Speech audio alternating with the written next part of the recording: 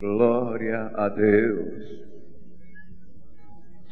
Lamando e nemianta hanaio nemianto nemecomia. Glória a Deus.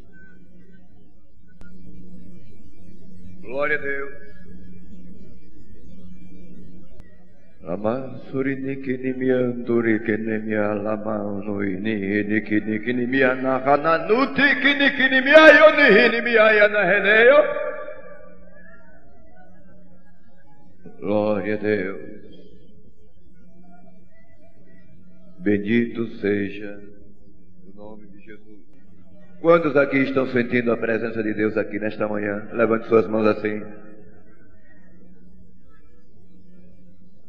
Glória a Jesus. Aleluia. O tema escolhido é muito sugestivo, de uma profundidade fora do comum, irmãos. É um tema que fala profundamente no âmago do nosso espírito, atravessa o nosso intelecto, atravessa a nossa personalidade e fala ao profundo do nosso espírito. O tema escolhido é um tema de grande profundidade. Quando o apóstolo São Paulo, usado por Deus, ele dizia em suas palavras, escrevendo aos Romanos, que é uma carta riquíssima, a carta de São Paulo aos Romanos, que fala da profundidade da comunhão da alma do crente com o Espírito de Deus. A carta de São Paulo fala do culto que devemos fazer para o Senhor. E esta carta fala de tanta coisa boa, inefável, chama o crente à razão, chama-nos a estarmos sempre aptos para receber o Espírito Santo de Deus. Quando ele diz em suas palavras: rogo-vos, pois, meus irmãos, pelas misericórdias ou pela compaixão de Deus, que apresenteis os vossos corpos como um sacrifício vivo, santo, agradável ao Senhor, que é o vosso culto racional. Que é o vosso culto racional. Eu queria que você prestasse bem atenção, que isso fala dos problemas que passamos no nosso dia a dia. Porque em cada pessoa que está aqui nesta manhã, desde os que estão aqui no altar, aos que estão na plataforma, nós passamos por problemas, dificuldades, tribulações, alegrias, tristezas, dores. Nós passamos por decepções, também passamos por momentos de euforia, momentos de alegria, momentos de felicidades. É como se a vida da gente fosse uma gangorra. Quem sabe o que é gangorra? Gangorra é um brinquedo que fica uma criança numa extremidade e outra noutra.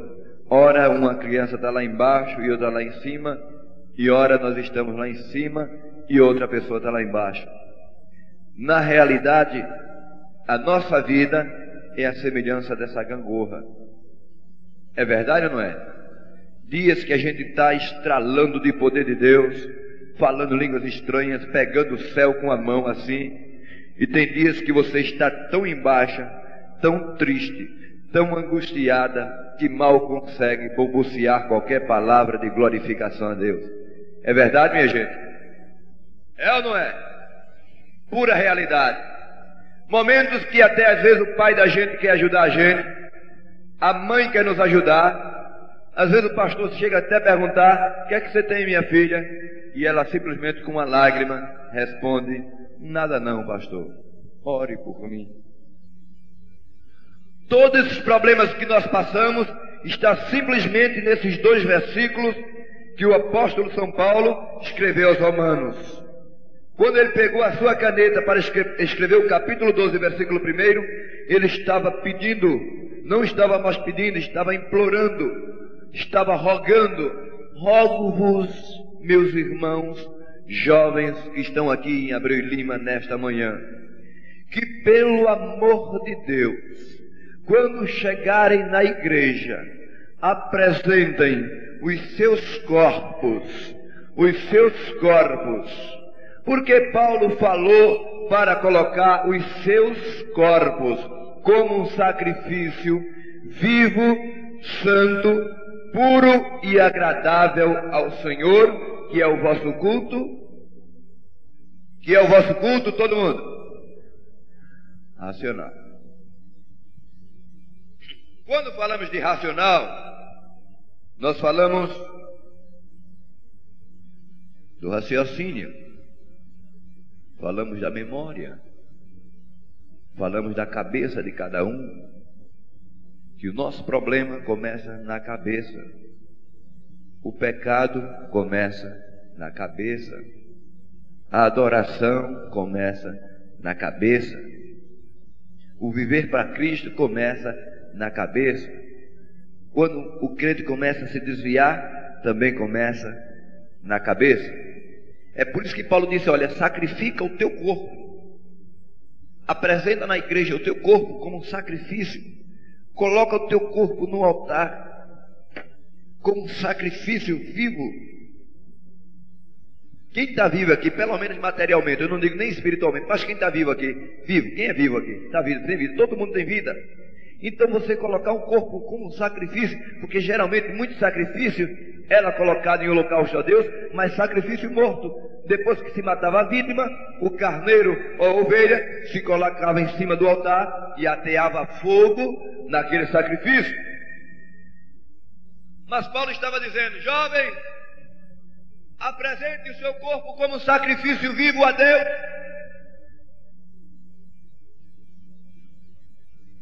Se sacrificando a Deus. Quando você sacrificar o seu corpo, Paulo dizia que aquilo é um culto do raciocínio. Ou seja, quantas vezes, irmãos, nós entramos na igreja, e vocês sabem muito bem disso, dobramos os nossos joelhos, oramos a Deus, e quando sentamos, já não sabemos mais nem o que oramos ao Senhor. Sentamos no banco, e mal dá para prestar atenção na mensagem que sai daqui, porque a nossa cabeça está completamente fora da igreja. É uma realidade ou não é? Muitas vezes ocorre isso, da sua cabeça dando problema no namorado, na namorada, no problema do colégio, no problema que você está passando, seja qual for o problema, só está o seu corpo sentado no banco, mas o seu raciocínio, o culto do seu raciocínio, da tua cabeça, está completamente fora de ti. Eu vou falar do culto do raciocínio. Do culto do raciocínio. E que culto do raciocínio é esse? Nós temos uma lei, irmãos, tremenda, que briga entre nós. Por isso que Paulo dizia, sacrifica o teu corpo, bota ele no altar, no holocausto, porque o que puxa a gente para baixo é o corpo, é a carne. Só puxa a gente para baixo, só quer carregar-nos para o inferno. Essa carne, que eu digo que talvez seja um dos piores inimigos nossos, porque do mundo você se afastou hoje, estamos todos nós aqui. Foi difícil, foi, mas nos afastamos. Do diabo, nós oramos, jejuamos, pedimos poder a Deus, mas nos afastamos. Agora, da carne, para onde nós vamos, ela vai. Se dormimos, ela está conosco. Acordamos, ela está conosco. Tente fazer um dia de jejum, eu digo que não. Como é que o senhor afirma, pastor, que colocar a carne em sacrifício não é simplesmente fazer um dia de jejum? Não. Tem gente que faz um dia de jejum, 2 dias de jejum e não está colocando a carne em sacrifício. Está simplesmente, às vezes, passando fome. Isso é uma realidade, minha gente. Escuta só. Nós temos necessidade de colocar a nossa carne em sacrifício. Sabe como? É um namoro super avançado e que, coitadinho de você, você não consegue se livrar, não consegue se libertar. Eu sei que muitas vezes você chora, você esperneia, você chega diante de Deus, não é isso que eu quero para mim, Deus, me ajude, e implora a Deus. Fica às vezes sem cara de dobrar os joelhos e encarar Jesus Cristo cara a cara e olho nos olhos, porque tem vergonha daquilo que fez ou praticou. Mas a misericórdia de Deus, Paulo diz: eu rogo que pelas misericórdias de Deus apresenta, filha, o teu corpo como sacrifício. Amém? Sacrifício. O que é que eu falo mais desse sacrifício tão grande, irmão? Escuta-me só, por favor. Gálatas, capítulo 5, versículo 17. Alguém leia, por favor? A pessoa leia. Seja, porque a carne luta contra o Espírito, e o Espírito luta contra, respondam, luta contra, para que não façais o que? Para que não façais o que? Querer. Você pode dizer, querer. Olha aqui para mim agora, olha aqui. Pastor, sinceramente, querer eu quero acertar. Porque quem está aqui dentro é crente, está na oficina, quer conserto, quer acertar. Queremos ou não queremos? Queremos uma vida de santidade diante de Deus. Você quer que daqui a pouco o Espírito Santo vai tomar a cada um de nós? Você quer falar em línguas nesta tarde, nesta manhã? Você quer entrar em efusão com o Espírito Santo de Deus? Você quer nesta manhã profetizar, falar em línguas, ser renovado, até saltar de alegria? Você quer sair daqui regozijado de poder de Deus? Querer isso eu quero, pastor. Mas acontece que quando eu saio dessas quatro paredes, o problema é tremendo. Enquanto eu estou na igreja é uma bênção, estou protegida, mas lá fora parece que eu perco toda a minha imunidade, não tenho condições nenhuma de me manter nesta personalidade que tenho dentro da igreja como cristão. É uma luta tremenda, pastor. Às vezes eu digo que não aguento mais. Hoje Deus me dá o privilégio de falar para vocês, jovens, porque eu fui jovem na igreja como vocês. Eu fui adolescente na igreja. Eu tive o meu período de 15, 16, 17, 18 anos na igreja e assim por diante. E eu sei os tremendos problemas que um jovem pode passar dentro da igreja. E todo problema que nós passamos está aqui dentro da nossa cabeça. Por isso que Paulo diz, olha, há uma luta tremenda da carne contra o Espírito e do Espírito contra a carne, para que você não faça aquilo que você quer. A carne só prende você lá para baixo. O apóstolo São Paulo, com muita propriedade, na mesma carta dele aos Romanos, no capítulo 7, ele tem uma palavra para nós. Por gentileza, leia capítulo 7, versículo 15. Leia outra pessoa. De Jesus. Eu vou ler aqui na minha versão. Porque nem mesmo compreendo o meu modo de agir. Foi o 15 que você leu, foi? Foi? Porque nem mesmo 7:15. Foi isso? Porque nem mesmo compreendo o meu próprio modo de agir. Olha aqui para mim. É uma verdade bíblica? É ou não é? Quantas vezes você próprio se estranha? Não é, pastor Isaac? As atitudes que você faz desaprova aquilo que você quer. Escuta, por favor. O que eu sinto, o Espírito Santo de Deus está me dizendo que tem gente aqui que precisa ser liberto nesta manhã, e vai ser pelo sangue de Jesus Cristo. Quando levante a mão assim e diga, o teu sangue, Jesus, tem poder. Deus sabe por que eu disse isso agora. Amém? Eu não entendo o meu próprio modo de agir, irmãozito. Sinceramente, eu tenho desejo, vontade de querer acertar, de fazer o melhor. Mas eu não entendo o que se passa comigo. E diz aqui o versículo, de modo que não faço o que eu prefiro, mas o que eu detesto, eu acabo fazendo. Minha gente, é verdade ou não é isso? Eu acabo fazendo. Então, depois disso tudo, eu tenho dificuldade de ter aquela comunhão que eu tinha com Deus, de voltar a falar em línguas. Quem se lembra do seu tempo de novo convertido aqui? Tem gente que se lembra, não se lembra?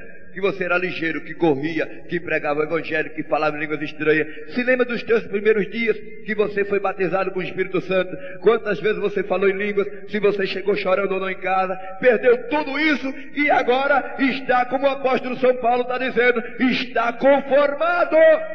Está conformado com essa situação, está conformado com esse tipo de vida. Não foi isso que Deus reservou para nós. Então Paulo diz ainda no versículo 16, leia por favor, se eu faço o que eu não quero, então automaticamente estou consentindo com a lei, que é boa. Entenda bem, por favor. Bom, se eu quero fazer o bem, mas não faço, e acabo fazendo o que eu não quero, então eu estou consentindo com a lei. Essa lei, vamos falar, essa lei não é a lei mosaica não, minha gente. Essa lei é a lei do pecado, da carne, que nos puxa para baixo, que quer acabar conosco, que quer nos derrubar espiritualmente e moralmente. Quem está me entendendo, diga amém. Eu quero que a mensagem seja entendida por vocês. E orei ao Senhor para que ela produza mudança.